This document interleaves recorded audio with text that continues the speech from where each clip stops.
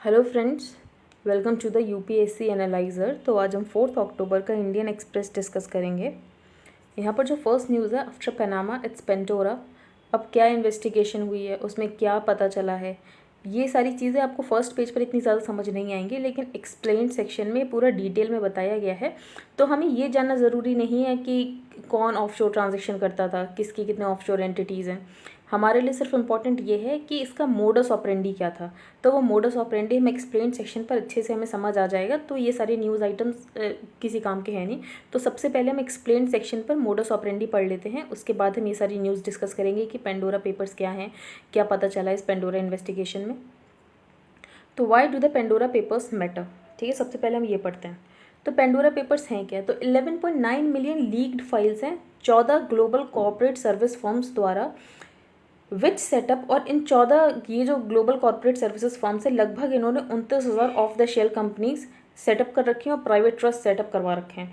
तो these are 11.9 million leaked files from 14 global corporate services firms which set up about 29,000 of the shell companies in private trust in not just obscure tax jurisdiction, बल्कि बहुत सारे countries में मिला है, जैसे कि Singapore, New Zealand, United States, for client across the world. अब कैसे ट्रस्ट का यूज़ करके जो कैश है उसे कैसे डॉज किया जाता है, टैक्स को कैसे बचाया जाता है ट्रस्ट का यूज़ करके। तो हम पूरा पढ़ेंगे कि ट्रस्ट को कैसे यूज़ किया जाता है। तो अभी आपको बस इतना पता चल गया कि 11.9 मिलियन लीड पेपर्स है, जो कि उन कॉर्पोरेट सर्विसेज फर्म्स के लीड पेपर्स हैं जो कि of the shell company set up कराती हैं, प्राइवेट ट्रस्ट सेटअप कराती हैं। What do Pandora Papers reveal. अब इसमें 380% जो है वो इंडियन नेशनलिटी के भी हैं, जिनका पेंडोरा पेपर्स में नाम आया है, वो भी उनके भी ऑफशोर ट्रस्ट हैं, प्राइवेट ऑफशोर ट्रस्ट हैं। अब पेंडोरा पेपर्स रिवील क्या करते हैं। तो ये रिवील करते हैं कि कैसे जो बहुत अमीर लोग होते हैं, many of home were already on the radar of investigative agencies के रडार पे भी हैं बहुत सारे लोग कि ये कैसे टैक्स हेवन का यूज़ करके यहाँ से टैक्स को डॉज कर रहे हैं। तो कैसे इन्होंने मल्टी लेयरिंग कर रखी है ट्रस्ट स्ट्रक्चर्स की। तो ट्रस्ट स्ट्रक्चर्स का काम तो स्टेट प्लानिंग का होता है और ट्रस्ट स्ट्रक्चर्स लीगल भी होते हैं, लेकिन ये कैसे ट्रस्ट को यूज़ करके इलीगल मनी लॉन्ड्रिंग कर रहे हैं, ये अभी हम पढ़ेंगे। तो ये क्या कर रही है, ट्रस्ट स्ट्रक्चर्स इन्होंने सेटअप कर रखा है उन कंट्रीज़ में जहाँ पर जो रेगुलेशन है वो बहुत ज़्यादा लूजली रेगुलेटेड कंट्रीज़ है, मतलब बहुत कम रेगुलेशन लगाया जाता है, काफ़ी रिलैक्सेशन दिए हुए हैं। तो ऐसे कंट्रीज़ में इन्होंने क्या कर रखा है, अपने प्राइवेट ट्रस्ट सेटअप करवा रखे हैं और उन जूरिसडिक्शन में सेटअप करा रखे हैं जहाँ पर सीक्रेसी लॉज जो है वो बहुत ज़्यादा एयर टाइट है, तो उनकी कोई भी इन्फॉर्मेशन बाहर आ नहीं पाती है। अब ऐसा करने के ऑब्जेक्टिव क्या है। तो 2 ऑब्जेक्टिव हैं। एक तो इन्होंने अपनी रियल जो आइडेंटिटीज है वो हाइड कर रखी है, अगर कोई भी इन्होंने अपना ऑफशोर ट्रस्ट सेटअप करवा रखा है।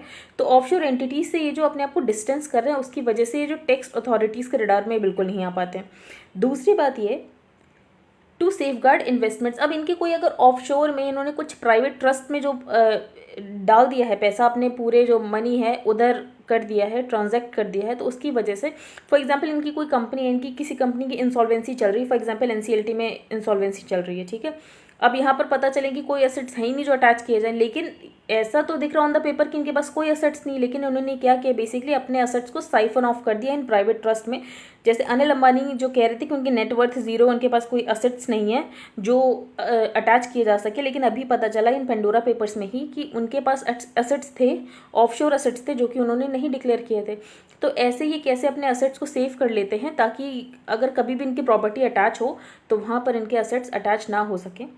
तो how is Pandora different from Panama and paradise papers. तो इससे पहले आपको पता है कि कुछ टाइम पहले पनामा और पैराडाइज पेपर्स की इन्वेस्टिगेशन आई थी, जैसे कि अभी पेंडोरा पेपर्स की इन्वेस्टिगेशन आई है। तो पनामा और पैराडाइज पेपर्स जो थे वो ऑफशोर एंटिटीज से डील कर रहे थे। तो ऑफशोर एंटिटीज के बाद इसके बाद क्या हुआ, जब ये पेपर्स आए थे तो ऑफशोर एंटिटीज के ऊपर रेगुलेशन बहुत ज़्यादा कर दी गई।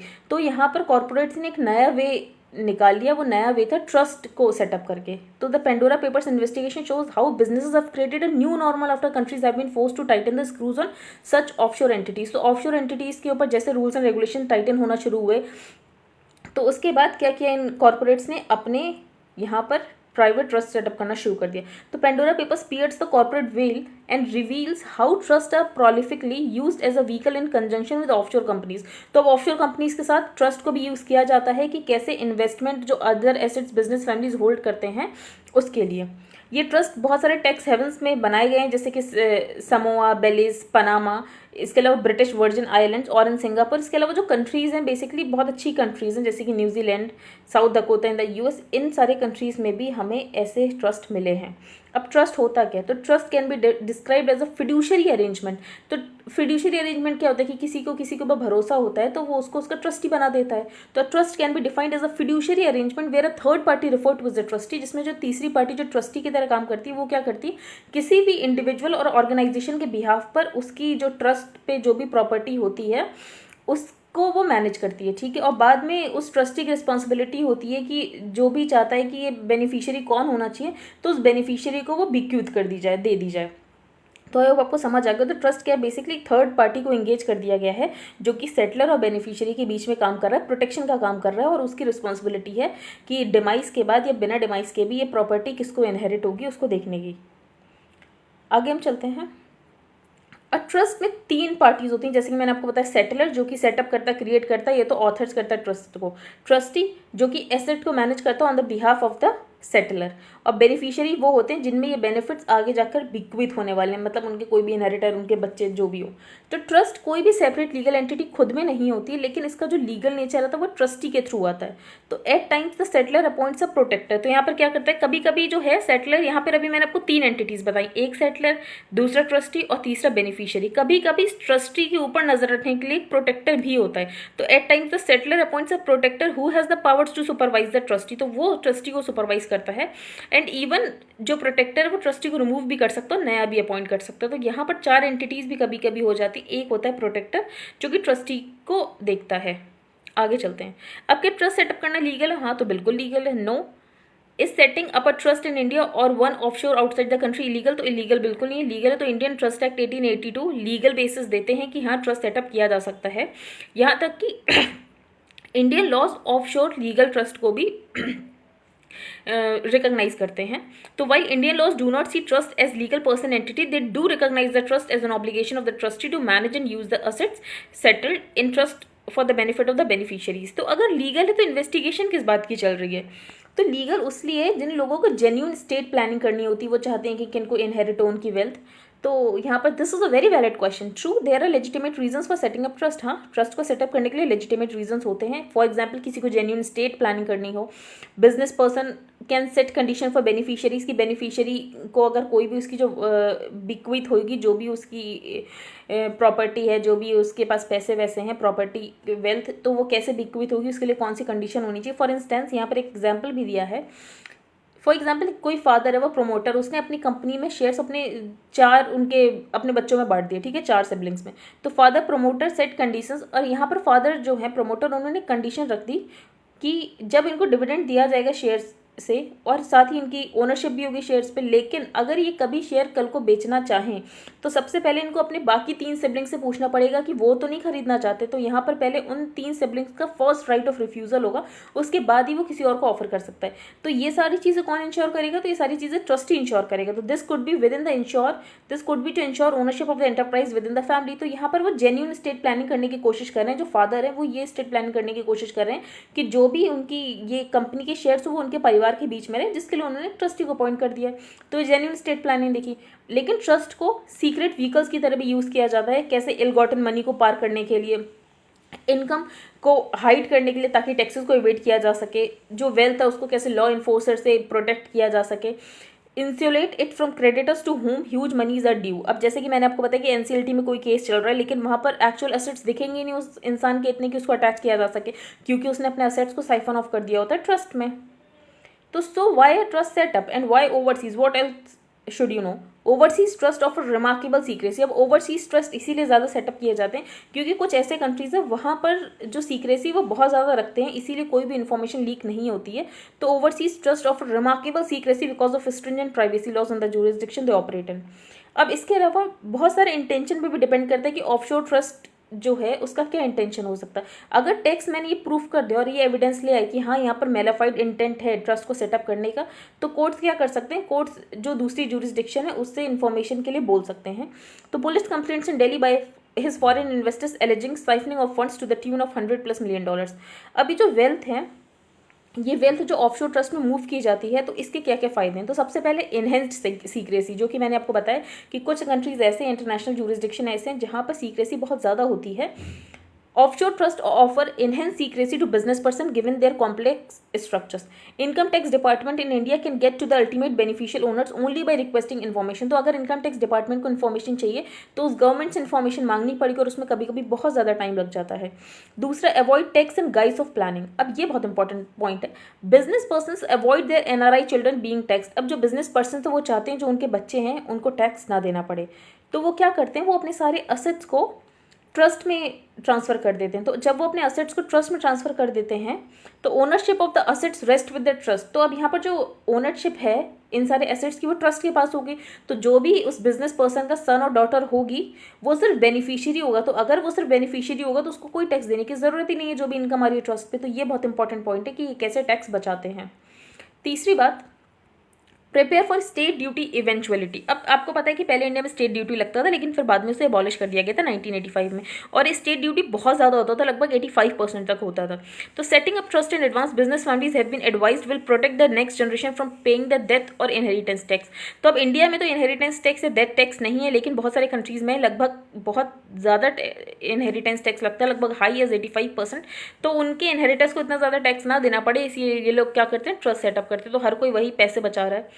अब फ्लेक्सिबिलिटी ना कैपिटल कंट्रोल इकोनॉमी। अब इंडिया में क्या है, जो इंडिविजुअल्स हैं वो सिर्फ $2,50,000 ही लिबरलाइज रेमिटेंस स्कीम के अंदर रेमिट कर सकते हैं, लेकिन अगर फेमा के अंदर कोई एनआरआई है तो वो $1 मिलियन तक रेमिट कर सकता है आउटसाइड इंडिया। तो इसका भी वो फ़ायदा उठाना चाहते हैं।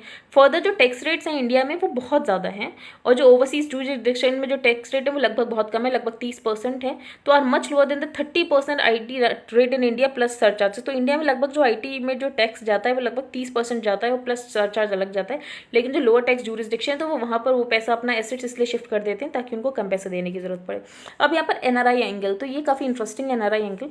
Offshore trust as noted earlier. तो ऑफशोर ट्रस्ट वो होते हैं जो इंडियन लॉज के अंदर रिकॉग्नाइज्ड हैं, जैसे कि मैंने आपको बताया था यहाँ पर कि ऑफशोर ट्रस्ट भी इंडियन लॉज के अंदर रिकॉग्नाइज है, जैसे कि India also recognises offshore trust, that is trust setup in other tax jurisdiction. ठीक है, but legally it is the trustees not the settler और the beneficiaries who are the owners of the property. जैसे कि मैंने आपको बताया कि tax ना देना पड़े उनके बेनिफिशियरी को, आगे जो भी इनहेरिट करेगा उनकी वेल्थ को, तो उसके लिए यहाँ पर जो ट्रस्ट में ओनरशिप होती है वो ट्रस्टी के पास होती है। तो who are the owners of the properties and income of the trust. तो यहाँ पर मेनली जो ट्रस्टी है वो ओनर है प्रॉपर्टी का, ना कि सेटलर और बेनिफिशियरी। तो एन एनआरआई ट्रस्टी और offshore trustee taking instructions from another overseas protector ensures they are taxed in India only on the total income from India. तो कोई एनआरआई ट्रस्टी है और वो क्या कर रहा है, वो इंस्ट्रक्शन ले रहा है किसी अनदर ओवरसीज प्रोटेक्टर से, ensures that they are taxed in India only on their total income from India। तो यहाँ पर क्या होगा कि उसकी जो इनकम, उसी इनकम को टैक्स किया जाएगा जो कि वो इंडिया से कमा रहा है, बाकी इनकम उसकी टैक्स नहीं होगी। अब आगे देखते हैं, क्या किसी ऑफशोर ट्रस्ट पर टैक्स पर्पसेस से जो इंडियन डिपार्टमेंट टैक्स ले सकता है। तो यहाँ पर हम देखते हैं तो there are certain grey areas of taxation, जिसमें जैसे कि यहाँ पर undisclosed foreign income and assets है, उसमें ये लिखा हुआ कि resident Indians if they are settlers trustees और beneficiaries have to report their foreign financial interest and assets. तो कोई रेसिडेंट इंडियन है, सिर्फ रेसिडेंट इंडियन, ना कि एनआरआई। तो अगर कोई रेसिडेंट इंडियन है, भले वो सेटलर और ट्रस्टी और बेनिफिशियरी हो, उसको अपने फॉरेन फाइनेंशियल इंटरेस्ट और एसेट्स इंडिया की गवर्नमेंट को रिपोर्ट करने पड़ेंगे। एनआरआईज को ये करने की ज़रूरत नहीं है, लेकिन कहाँ पर यहाँ पर बोला जा सकता है एनआरआईज को कि आपको भी रिपोर्ट करने की ज़रूरत है। यहाँ पर दो केसेस ऐसे बनते हैं। तो आईटी डिपार्टमेंट में consider an offshore trust to be a resident of India for taxation purposes of the trustee is an Indian resident. तो आईटी डिपार्टमेंट यहाँ पर बोल सकता है ऑफशोर ट्रस्ट को फॉर टैक्सेशन पर्पसेस, अगर जो ट्रस्टी है यहाँ पर जो सेटलर और बेनिफिशियरी कोई भी, लेकिन अगर जो ट्रस्टी है वो इंडियन रेसिडेंट है तो यहाँ पर उसको भी अपने foreign financial assets Indian government को रिपोर्ट करने पड़ेंगे। इन केस पे the trustee is N offshore entity और एन एनआरआई। अगर ट्रस्टी जो है वो ऑफशोर एंटिटी या एनआरआई है, इफ द टैक्स डिपार्टमेंट स्टैब्लिशेस, जो ट्रस्टी है वो इंस्ट्रक्शन, मतलब इसका कोई प्रोटेक्टर जो है वो इंडियन है, वो कोई रेसिडेंट इंडियन है, तो यहाँ पर भी उसको अपनी फॉरेन फाइनेंशियल एसेट्स और इंटरेस्ट की इन्फॉर्मेशन देनी पड़ेगी। तो यहाँ पर ऐसे बहुत ग्रे एरियाज हैं जहाँ पर अगर ऑफशोर ट्रस्ट का भले ही जो सेटलर है वो एनआरआई है, लेकिन उसका ट्रस्टी जो है वो रेसिडेंट इंडियन है, या तो वो किसी रेसिडेंट इंडियन प्रोटेक्टर उसका बना हुआ है, तो यहाँ पर भी उसको अपने foreign financial assets Indian government को डिस्क्लोज करने पड़ेंगे। ठीक है, आई होप आपको समझ आ गया हो पूरा मोडस ऑपरेंडी चल कैसे रहा है। अब यहाँ पर हम ये जान लेते हैं जो पेंडोरा वर्ड आया है कहाँ से आया है। तो expression Pandora's box which describe, अब पेंडोराज बॉक्स का मतलब ये होता है कि विच डिस्क्राइब समथिंग बेस्ट अवॉइडेड, कि आप उसको अवॉइड कर सकते थे, क्योंकि अगर आपने एक बार वो चीज़ कर दी तो उससे बहुत सारे कॉम्प्लिकेशंस आ जाते हैं। तो which describe something best avoided as it leads to many complications derive from a legend in Greek mythology. जो पेंडोरा थी वो फर्स्ट वुमेन थी और उन्होंने एक पेंडोरा जार खोला, और उसकी वजह से जो दुनिया में आज जो भी एविल चल रहा है वो उस पेंडोरा जार के खुलने की वजह से ही है। तो एक गॉड हुआ करते थे ग्रीक में, प्रोमेथेउस, उन्होंने क्या किया था, फायर उन्होंने चोरी कर ली थी ज्यूस से, जो कि किंग ऑफ द गॉड्स थे। फिर ज्यूस नाराज हो जाते हैं, तो पनिश करने के लिए ज्यूस ने क्या किया, उन्होंने एक पेंडोरा बनाया। तो एक पेंडोरा बनाई एंड प्रेजेंटेड हर, उन्होंने क्या किया, पेंडोरा को प्रेजेंट कर दिया प्रोमेथियस के ब्रदर को। फिर पेंडोरा से उन्होंने शादी कर ली। फिर यहाँ पर जब शादी कर ली तो यहाँ पर जब पेंडोरा को जो एक जार दिया गया था, तो ज्यूस गिफ्टेड पेंडोरा जार, उसमें सारी इविल चीज़ें कंटेन थी। तो she was told never to open it, तो पेंडोरा को बोला गया कि इसको कभी नहीं खोलना है, बट शी इवेंचुअली डिड, लेकिन उन्होंने खोल दिया। उसकी वजह से क्या हुआ, उसके अंदर से सारी चीज़ें एस्केप हो गई, greed, envy, hatred, pain, disease, hunger, poverty, war, death. तो Pandora slammed the jar shut, तो उसके अंदर सिर्फ एक ही चीज़ रहेगी, वो hope, which humans can still hold on to in the face of the suffering. तो बाकी सारी चीज़ें निकल गई, सिर्फ होप उसके अंदर कंटेन रहेगी। तो ज़्यादा इंपॉर्टेंट नहीं, बस आपको ये पता होना चाहिए ग्रीक से वर्ड आता है, जैसे कि पेगासस कहाँ से वर्ड आता था, ज़्यादा इंपॉर्टेंट नहीं। अब हम आगे चलते हैं, उसके बाद ही हम ऊपर के पेजेस पढ़ लेंगे। यहाँ पर secret wealth dealings of world leaders expose, तो कौन कौन से लोग आए हैं पेंडोरा पेपर्स में, किन किन का नाम आया, हमारे लिए ज़्यादा इंपॉर्टेंट नहीं, पर एक बार नजर डाल लेते हैं। तो some 35 current and former leaders and more than 300 public officials are featured in the files from offshore companies dubbed the Pandora Papers। इसमें किंग ऑफ जॉर्डन है, इसके अलावा ex UK PM Tony Blair हैं, प्रेसिडेंट व्लादिमीर पुतिन है। अब ये किया किसने इन्वेस्टिगेशन, तो examination of the files is the largest organised by the International Consortium of Investigative Journalist, तो ये ICIJ ने किया है। अब BBC Panorama is a joint investigation with the Guardian and other media partners have had access to 12 million documents इन्होंने access किए from 14 financial services companies, जिसमें से ब्रिटिश वर्जिन आइलैंड की भी कंपनीज है, Panama, Belize, Cyprus, United Arab Emirates, Singapore and Switzerland. आप देख सकते हैं कि कहाँ कहाँ पर ये कंपनीज थी, यहाँ पर पूरा यहाँ पर मैप में डिपिक्ट किया हुआ है। आगे हम चलते हैं। तो आई होप आपको ये समझ आ गया हो कि कहाँ कहाँ क्या है। यहाँ पर यूके जो है, यूके में ऐसा बहुत ज़्यादा देखने को मिला कि लोग क्या कर रहे हैं, अपने ऑफशोर एंटिटी से जो भी पैसे हैं उससे यूके में प्रॉपर्टी खरीद रहे हैं, लेकिन यूके गवर्नमेंट उसके बाद भी इन पर नज़र नहीं रख पा रही है। तो जैसे कि the revelations could prove embarrassing for the UK government as the Aliyevs appear to have made a 31 million euro profit from selling one of the London properties to the Crown Estate. तो यहाँ पर crown state को property बेच के सब किया जा रहा है, उसके बाद भी यहाँ पे यूके गवर्नमेंट को कुछ पता नहीं चल पा रहा है। तो it highlights the UK government's failure to introduce the register of offshore property owners. तो जो भी ऑफशोर प्रॉपर्टी ओनर्स है उनकी वो ठीक से रजिस्ट्रेशन नहीं कराते हैं, जबकि उन्होंने बहुत बार ऐसा प्रॉमिस किया वो करेंगे। तो बस यही सारी दिक्कतें हैं। आगे हम चलते हैं। यहाँ पर कोई इंपॉर्टेंट न्यूज़ नहीं है, ये भी इंपॉर्टेंट न्यूज़ नहीं है। यहाँ पर चाइना क्या कर रहा है, इंटरनेट जायंट्स के ऊपर अपना कंट्रोल बना रहा है। तो बेसिकली अब वो यहाँ पर भी क्रैकडाउन करना चाइना ने शुरू कर दिया। तो रूलिंग कम्युनिस्ट पार्टी अब पॉलिटिकल कंट्रोल चाइना के इंटरनेट जायंट्स पर भी करने की कोशिश कर रही है, और वो चाहते हैं कि US और यूरोपियन टेक्नोलॉजी के ऊपर रिलायंस कम हो। यहाँ पर चाइना का ये कहना है कि हम एंटी मोनोपोली लाना चाहते हैं, क्योंकि यहाँ पर जो चाइना के कुछ जायंट्स हैं, इंटरनेट जायंट्स, उन्होंने अपनी मोनोपोली जमा रखी है, और मोनोपोली जमाने की वजह से एंटी कॉम्पिटिटिव बिहेवियर हो रहा है। तो हम कंपटीशन को प्रमोट करना चाहते हैं, इसीलिए हमें क्रैकडाउन कर रहे हैं। तो पार्टी से anti monopoly enforcement will be priority through 2025। तो 2025 तक वो कोशिश करेंगे कि मोनोपोली सारी खत्म हो सके। अब जो क्रैकडाउन है वो कुछ लोगों का कहना वो इसी वजह से हो रहा है, क्योंकि जो पार्टी है, पार्टी का कंट्रोल खत्म हो रहा है। इंटरनेट ये जो जायंट्स है उससे पार्टी का कंट्रोल खत्म हो रहा है। तो Chinese leaders do not want to reimpose direct control of the economy. अब वो डायरेक्ट पूरा कंट्रोल नहीं दिखाना चाहते, वो चाहते हैं कि जो प्राइवेट कंपनीज है वो अपने आप ही रूलिंग पार्टी के प्लान्स के साथ अलाइन हो जाए। तो what they are worried about is companies getting too big. अब यहाँ पर चाइना को ये डर है, जो कंपनीज है बहुत बड़ी होती जा रही है और ये पार्टी से इंडिपेंडेंट होती जा रही है। तो चाइना में कोई भी जो एंटिटी है वो पार्टी से इंडिपेंडेंट नहीं हो सकती, ये तो रूल होना चाहिए। तो वही है। तो चाइनीज़ इंटरनेट कंपनीज, इसके अलावा जो बिलियनियर फाउंडर्स हैं, तो उनके ऊपर भी क्रैकडाउन किया जा रहा है। अब यहाँ पर पार्टी को लॉयल्टी दिखाने के लिए इंटरनेट जायंट्स क्या कर रहे हैं, ये चिप्स और अदर हार्डवेयर कंपनीज में एम्फेसाइज कर रहे हैं, क्योंकि जो चाइना की गवर्नमेंट है वो चाहती है जो चिप्स और अदर हार्डवेयर हैं वहाँ पर चाइना प्रोग्रेस करे। तो यहाँ पर कंपनी जो है वो लॉयल्टी दिखाने की कोशिश कर रही है to the ruling government. But party plans emphasise robots, chips and other hardware, so these companies are rushing to show their loyalty by shifting billions of dollars into those. तो बेसिकली ये लोग ये करने की कोशिश कर रहे हैं। आगे हम चलते हैं। इस वाले पेज पर कोई भी इंपॉर्टेंट न्यूज़ नहीं है। आप देख सकते हैं कि फॉरेक्स रिजर्व्स कितने हो गए, ये तो हर दूसरे दिन न्यूज़ आती है फॉरेक्स रिजर्व्स कितने हो गए। आगे ऑयल कंपनीज़ को डर है क्योंकि यूके में प्राइस बहुत ज़्यादा बढ़ रहा है नेचुरल गैस का, ठीक है, हमारे लिए इंपॉर्टेंट नहीं है। अब यहाँ पर डेटा रिगिंग, जैसे कि आपको पता था ease of doing business world bank ने बंद भी कर दिया निकालना, क्योंकि उसमें ऐसे कुछ रिपोर्ट्स आई थी कि कैसे चाइना को फेवर करके चाइना की जो रैंकिंग उसको बढ़ा दिया जाता था। तो अब इस पर इन्वेस्टिगेशन चल रही, जब पता चलेगा कोई फाइनल तो हम देख लेंगे। यहाँ पर कोई इंपॉर्टेंट न्यूज़ नहीं है, ये वाला पेज हमने डिस्कस कर लिया। अब हम और न्यूज़ पढ़ते हैं, जहाँ पर भी कोई इंपॉर्टेंट न्यूज़ नहीं है। पोलावरम प्रोजेक्ट आपको पता ही होगा। अब यहाँ पर जो अगर आपको कहीं केस स्टडी लिखनी है तो आप लिख सकते हैं कि कितना ज़्यादा कास्ट डिस्क्रिमिनेशन अभी भी प्रेवलेंट है। तो I do not want to know whether all are equal in the eyes of God, but I do want to know whether all are equal in the eyes of human beings. तो ये B are Ambedkar की एक hoarding है जो कि गांव के just बाहर लगी है, लेकिन उसके बाद भी गांव में इतना ज़्यादा डिस्क्रिमिनेशन होता है। तो ये बात की जा रही है Miyapur village in north Karnataka Koppal district, ठीक है, एक मियापुर नाम का गाँव है जो कि नॉर्थ कर्नाटका के कोप्पल डिस्ट्रिक्ट है, और वहाँ पर कितना ज़्यादा कास्ट डिस्क्रिमिनेशन रैम्पेंट है। तो this is the same village. यहाँ पर एक दलित रेसिडेंट था चंद्रशेखर, वॉज रिसेंटली, उसको 25,000 रुपये का उसके ऊपर फाइन लगा दिया गया क्योंकि उसका जो 3 साल का बच्चा था वो किसी लोकल टेम्पल के अंदर चला गया होगा, ठीक है। तो उसके ऊपर 25,000 का फाइन लगा दिया गया, इतना ज़्यादा कास्ट डिस्क्रिमिनेशन है। तो discrimination against Dalit is rampant across the region. इसके अलावा 5 पीपल जो भी ये टेम्पल के केस से जो भी रिलेटेड होंगे, फिर उन लोगों को जेल में डाला गया। तो कहीं आपको अगर केस स्टडी लिखनी हो, आपको कुछ याद नहीं आ रहा हो तो आप ये लिख देना। ये आर्टिकल इंपॉर्टेंट नहीं है पर हम देख लेते हैं। The prejudice with in.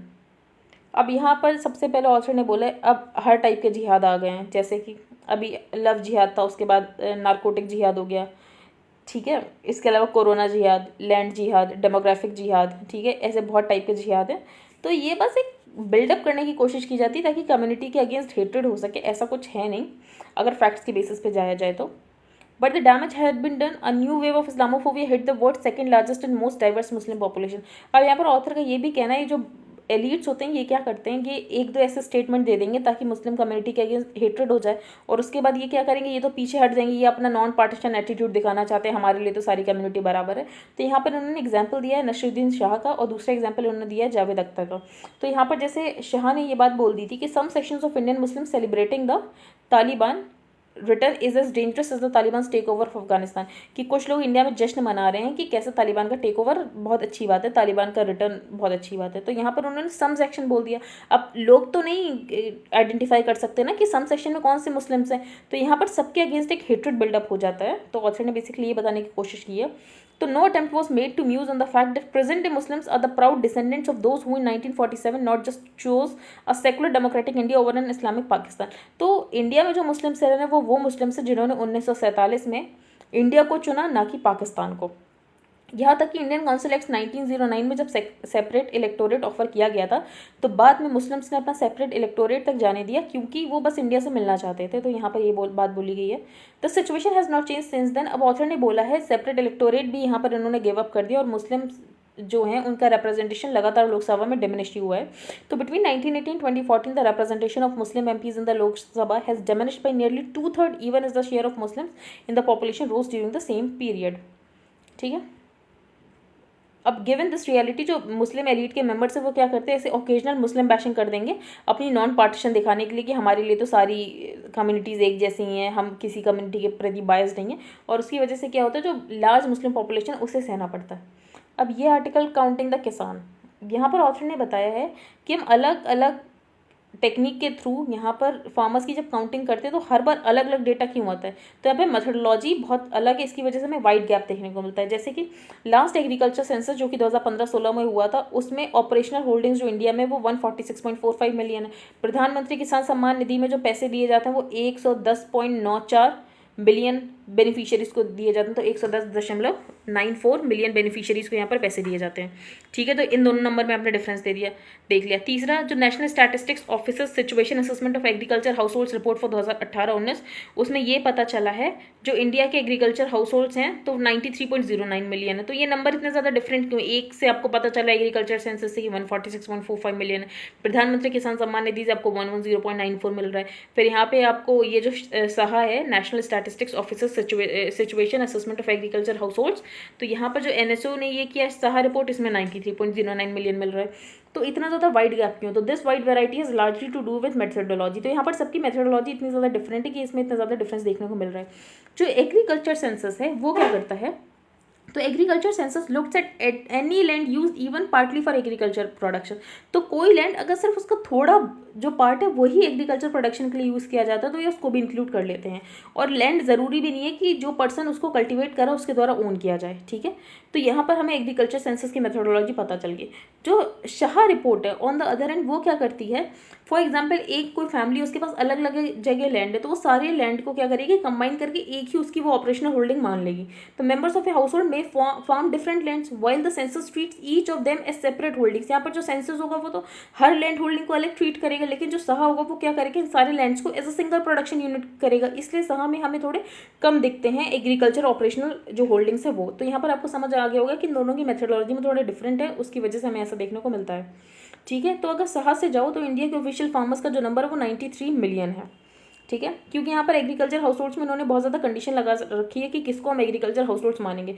For example it cover house holds having at least one member self employed in agriculture, की लगभग एक मेंबर जो है वो एग्रीकल्चर में सेल्फ एम्प्लॉयड तो होना ही चाहिए, और जो इसकी एनुअल वैल्यू है प्रोसीड की वो 4,000 रुपये से ज़्यादा होनी चाहिए। तो यहाँ पर कुछ कंडीशंस उनको ही यहाँ पर वो एग्रीकल्चर लेबरर मानते हैं। तो अब इस पूरे ऑथर ने परमुटेशन कॉम्बिनेशन करने के बाद यहाँ पर ऑथर इस समरी में पहुँचे हैं जो एक्चुअल नंबर ऑफ फार्मर्स का जो कि अपनी सिग्निफिकेंट शेयर जो इनकम का एग्रीकल्चर से कमाते हैं वो सिर्फ 40 मिलियन ही है। तो if the actual number of farmers deriving a significant share of the income from agriculture purses only 40 million. तो अगर एक्चुअल फार्मर्स देखे जाए इंडिया में तो ये जो 90 मिलियन 110 मिलियन बोले जाते हैं तो नहीं, वो सिर्फ 40 मिलियन है। एज अगेंस्ट द ऑफिशियल जो कंसेंसस बैठा कि 100 से 150 मिलियन के बीच में होंगे, तो नहीं, सिर्फ 40 मिलियन है, क्योंकि यही वो फार्मर्स हैं जिनकी जो सिग्निफिकेंट इनकम आ रही है वो फार्मिंग एक्टिविटीज से आ रही है। To start up one must recognise that farming is a specialised profession. और यहाँ पर ज़रूरी ये है जानना कि फार्मिंग एक स्पेशलाइज्ड प्रोफेशन है, हर कोई फार्मर बन भी नहीं सकता और हर किसी को ज़रूरत भी नहीं है फार्मर बनने की। तो जो एग्रीकल्चर पॉलिसी है, तो एग्रीकल्चर पॉलिसी यहाँ पर गवर्नमेंट को टारगेटेड करने की ज़रूरत है, क्योंकि आप उन लेबरर्स के लिए एग्रीकल्चर पॉलिसी बना रहे हो जो कि उस लैंड को ओन भी नहीं करते, तो उससे तो उनको कोई फायदा होने ही वाला नहीं है। तो agriculture policy should then target those who can and genuinely depend on farming. Minimum support price, government procurement, ये जो भी रिफॉर्म्स हो रहे हैं उससे सिर्फ इन 40 मिलियन फार्मर्स को ही फायदा होने वाला है। बाकी के जो आपने 100 मिलियन 150 मिलियन का एस्टिमेट कर रखा उनको कोई फायदा नहीं होने वाला। उनके लिए आपको कोई और पॉलिसीज लेकर आने की जरूरत है, क्योंकि दे आर मेयरली लेबरर्स, वो सिर्फ लेबरर्स हैं जो कि वहाँ पर फार्म होल्डिंग के ऊपर काम करें, उससे ज़्यादा उनकी कुछ भी नहीं। तो इवन पीएम किसान would be more effective with directed at these farmers. Secondly land size matter करता है। तो सहा रिपोर्ट में ये रिवील किया है जो 50% फार्म इनकम आती है उनकी जो लैंड होल्डिंग वो लगभग 2.5 एकर्स की है। तो at an all India level only when the holding size exceeds 1 hectare 2.5 hectares. तो एक पर्टिकुलर साइज का तो लैंड चाहिए होता है ना फार्मिंग करने के लिए। तो this is clearly the minimum land required for farming to be viable. तो लगभग 2.5 एकड़ तो लैंड होना चाहिए अगर आपको फार्मिंग करनी है। और 70% एग्रीकल्चरल हाउस होल्ड्स ऐसे हैं जिनके पास 2.5 एकड़ लैंड भी नहीं है। तो अगर उनके पास 2.5 एकड़ लैंड भी नहीं है तो वो फार्मिंग कैसे ही कर रहे होंगे। तो it links up with the final point. तो यहाँ पर ऑथर ने बोला जो 70% लोग हैं ये फार्मर्स नहीं है, ये सिर्फ लेबरर्स है। तो यहाँ पर लेबर सेंट्रिक पॉलिसीज इनके लिए बननी चाहिए और जो फार्मिंग में एंगेज है उनके लिए एग्रीकल्चर रिलेटेड पॉलिसीज बननी चाहिए। तो their problems can't be address through agriculture policy. तो उनकी प्रॉब्लम्स आप एग्रीकल्चर पॉलिसी से नहीं सॉल्व कर सकते हो जो मेयरली लेबरर्स हैं। तो इनके लिए आप क्या कर सकते हो, जो फार्म से जो भी इनपुट आता है उसके बाद आप उनमें वैल्यू एडिशन करा सकते हो। फॉर एग्जाम्पल जैसे टमेटो आया तो उसके बाद हमका कैचअप में जो भी प्रोडक्शन वेयर हाउसिंग है तो वहाँ पर इनको इंगेज कर सकते हो। तो the scope for value addition and employment can be more outward than on the farm, be it the aggregation, grading, packaging, transporting, processing, warehousing and retailing of producers। तो यहाँ पर बेसिकली ऑथर ने ये बोला है जो आपने 110 मिलियन जो आपने फार्मर्स बना रखे हैं उसमें सारे फार्मर्स नहीं, उसमें कुछ लेबरर्स हैं। तो लेबरर्स के लिए लेबर सेंट्रिक पॉलिसी होनी चाहिए और जो फार्मर्स हैं उनके लिए एग्रीकल्चर सेंट्रिक पॉलिसी होनी चाहिए। क्योंकि अगर आप एग्रीकल्चर सेंट्रिक पॉलिसी कोई भी लेकर आ रहे हो तो उससे सिर्फ फार्मर्स को फायदा हो रहा है, लेबरर्स को फायदा नहीं हो रहा है। आप लेबरर्स को जॉब देख सकते हो, कहाँ दे सकते हो, आउटसाइड द फार्म, जहाँ पर ग्रेडिंग होनी हो, पैकेजिंग होनी हो, मतलब बेसिकली वैल्यू एडिशन होना, तो वहाँ पर आप इनको जॉब्स प्रोवाइड कर सकते हो। आगे चलते हैं, ये a leg up for space. तो इसमें बेसिकली ये सबसे पहले ऑथर ने बोला है जो इंडिया में है जो स्पेस सेक्टर है वो अभी तक गवर्नमेंट डोमिनेटेड है, लेकिन हम देख रहे हैं जैसे यूएसए में स्पेस एक्स जैसी कंपनीज आई हैं तो वहाँ पर प्राइवेट सेक्टर के लिए खोल दिया गया है स्पेस सेक्टर को। लेकिन इंडिया में ऐसा अनाउंसमेंट कर दिया गया है, लेकिन उसके बाद भी अभी तक प्राइवेट सेक्टर ने अपना एंगेजमेंट नहीं दिखाया है इंडिया के स्पेस सेक्टर में। तो at the heart of the problem is the fact that the programme remains a governmental enterprise. तो सबसे पहले ऑथर ने बोला जो स्पेस सेक्टर इंडिया में है वो गवर्नमेंटल एंटरप्राइज का ही प्रोग्राम रहा है, इसी वजह से जो हमारे स्पेस सेक्टर उसने अपना फुल पोटेंशियल अभी तक रियलाइज नहीं किया। Meanwhile the rest of the world has moved on letting the private sector run ever larger parts of the space programmes. जो वर्ल्ड है वो कैसे प्राइवेट सेक्टर को अब एंगेज कर रहा है, जैसे कि यूएसए इसका सबसे बड़ा एग्जाम्पल है। तो India was not an exception to the state monopolies. तो इंडिया में हमेशा से स्टेट मोनोपलीज रही हैं, लेकिन एलपीजे के बाद बहुत सारे ऐसे सेक्टर्स थे जो कि गवर्नमेंट ने क्या किया, प्राइवेट सेक्टर्स के लिए खोल दिए गए, लेकिन उसके बाद भी स्पेस सेक्टर को नहीं खोला गया। तो एज स्पेस टेक्नोलॉजी, अब जो स्पेस टेक्नोलॉजी उसके बहुत सारे कमर्शियल यूजेस हो रहे हैं। The size of the global space economy बहुत तेजी से बढ़ रहा है, लगभग $450 बिलियन अराउंड है, और लगभग $1.4 ट्रिलियन हो जाएगा by the end of this decade. और इंडिया का शेयर कितना है स्पेस सेक्टर में? सिर्फ 2%। तो स्पेस कॉमर्स में आप अपना शेयर बढ़ा सकते हैं जब हम क्या करें, यहाँ पर प्राइवेट सेक्टर को एंगेज करें। तो ऑथर ने बेसिकली ये बोला है कि हमें प्राइवेट सेक्टर को एंगेज करने की बहुत ज़्यादा ज़रूरत है। अब अ कंसेंसस बिल्डर इन जापान। अब जापान के नए प्राइम मिनिस्टर बन रहे हैं, वो हैं फुमियो किशिदा, जो कि 64 ईयर्स के हैं। तो आज वो शपथ लेंगे प्राइम मिनिस्टर ऑफ जापान की। अब उनकी इंडिया को लेकर क्या पॉलिसीज़ हो सकती हैं? तो उनकी इंडिया को लेकर वही पॉलिसी है जो कि इससे पहले उनके प्रेडेसेसर्स की थी। तो शिंजो आबे को ले लीजिए या तो फिर सुगा को ले लीजिए, तो वही पॉलिसीज़ इंडिया को लेकर उनकी होने वाली हैं। अब यहाँ पर बताया जा रहा है कि वो कौन सी पार्टी से आते हैं, तो लिबरल डेमोक्रेटिक पार्टी लीडरशिप से आते हैं। तो इससे पहले जो प्राइम मिनिस्टर थे सुगा, वो भी इसी पार्टी से थे, लेकिन उसमें पार्टी में कुछ फैक्शन हो जाता है, तो एक लीडर से सपोर्ट वो लोग हटा लेते हैं, फिर वो चाहते हैं दूसरे लीडर बनने चाहिए। तो वही सब यहाँ पर हो रहा था। अब यहाँ पर एक इम्पॉर्टेंट पॉइंट बताया गया है। सबसे पहले ये जो पीएम बन रहे हैं, इनका एंटी न्यूक्लियर स्टैंस है। तो street fast anti nuclear stance, मतलब ये न्यूक्लियर को लेकर, न्यूक्लियर पावर्ड चीज़ों को लेकर बिल्कुल अगेंस्ट है, ये उनको बिल्कुल भी सपोर्ट नहीं करते हैं। दूसरी बात ये, इससे पहले जो शिंजो आबे थे, उनकी जो इकोनॉमिक्स थी वो जैसे चलाते थे इकोनॉमी, उसको एबेनॉमिक्स बोलते थे। तो एबेनॉमिक्स का मतलब ये है कि वो चाहते थे जो कॉर्पोरेट है उनका प्रॉफिट्स बढ़ते जाए, क्योंकि उनको ये लगता था अगर कॉर्पोरेट्स का प्रॉफिट बढ़ेगा तो अपने आप ही जो वेल्थ है वो नीचे ट्रिकल डाउन हो जाएगी। तो इंडिया जैसे पहले अप्रोच नहीं मानता था ट्रिकल डाउन इकोनॉमी की, जो भी ऊपर वाले लोग कमाएंगे तो अपने आप ही वो नीचे ट्रिकल डाउन हो जाएगा, कि अपने आप ही जीडीपी बढ़ेगी तो सारे लोग अमीर होते जाएंगे। तो वैसे ही आबे की, जो शिंजो आबे हैं, उनकी एबेनॉमिक्स हुआ करती थी, जो कि मानते थे कि कॉर्पोरेट प्रॉफिट्स अगर बढ़ेगा तो अपने आप ही वो ट्रिकल डाउन हो जाएगा to the lower level wage earners. लेकिन जो नए पीएम है वो स्ट्रेस करते हैं कि जो वेल्थ है उसको हमें इक्वली बांटना है, ताकि जो मिडिल क्लास है वो भी स्टेबल उसकी एक इनकम आ सके। इसके अलावा एंटी चाइना स्टैंस तो रहने ही वाला है। इस सप्लाई चेन रेजिलियंस इनिशिएटिव, तो सप्लाई चेन रेजिलियंट इनिशिएटिव में 3 कंट्रीज, इंडिया, जापान, ऑस्ट्रेलिया, तो उसके ऊपर ही थोड़ा फोकस कर सकते हैं, क्योंकि पैंडेमिक में पता चला कि चाइना के ऊपर ज़्यादा डिपेंडेंट रखेंगे अगर सप्लाई साइड इश्यूज़ के लिए, तो दिक्कत आ सकती है। अब नेक्स्ट आर्टिकल हम डिस्कस करेंगे स्टेइंग द ग्रीन कोर्स। तो सबसे पहले नेचुरल गैस के प्राइसेस बहुत ज़्यादा बढ़ गए हैं यूरोप में, और उसकी वजह से लगभग 600% महंगी हो गई है उनके यहाँ गैस। तो the price of natural gas in Europe है शॉट अप बाई अप्रॉक्सीमेटली 600%। तो उसकी वजह से लोग क्या कर रहे हैं, फॉसिल फ्यूल बेस्ड चीज़ों की तरफ मूव कर रहे हैं। तो इससे जो यहाँ पर यूरोप ने अपना टारगेट रख रखा है 2050 तक हम बिल्कुल कार्बन न्यूट्रल हो जाएंगे, कार्बन न्यूट्रलिटी अचीव कर लेंगे। तो अगर ऐसे चलेगा तब तो कार्बन न्यूट्रलिटी अचीव नहीं कर पाएंगे। तो यहाँ पर ऑथर ने बोला ये ऐसा हुआ कैसे, नेचुरल गैस की शॉर्टेज कैसे हो गई? तो उसके 3 रीजन है। पहला डिमांड, सप्लाई और जियोपॉलिटिक्स। तो डिमांड साइड में क्या है कि ग्लोबल इकोनॉमिक रिकवरी हो रही है, ठीक है। इसके अलावा जो हाइड्रो पावर जो ब्राज़ील और चाइना बनाते थे, तो हाइड्रो पावर नहीं बन पाए क्योंकि ड्रॉट आ गया था ब्राज़ील चाइना में। तीसरी बात, जो विंड पावर उसमें थोड़ी रिडक्शन देखने को मिली, इसीलिए नॉर्थ सी में क्योंकि विंड उतना था नहीं तो यहाँ से भी एनर्जी जनरेट नहीं हो पाई। और इसके अलावा जो न्यूक्लियर रिएक्टर्स है उन्होंने भी अंडर परफॉर्म कर दिया यूरोप में। तो यहाँ पर हमें इशू पता चल गया कि डिमांड साइड इशूज़ क्या हो गए।